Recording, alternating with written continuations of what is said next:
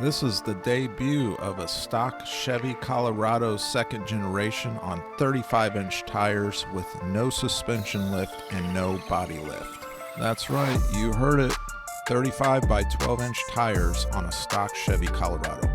There is plenty of room under that fender for 35-inch tires, and I'm going to show you how to do it.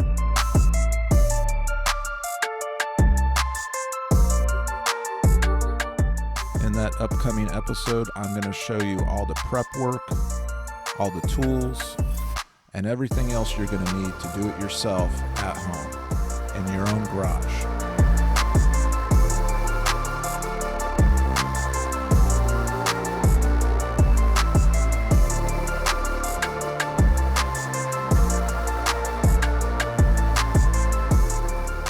If you like this video and you want to see more, be sure and hit that subscribe button right now so you can see the upcoming episode where I go step by step and show you exactly how you can fit 35-inch tires on your own stock Chevy Colorado.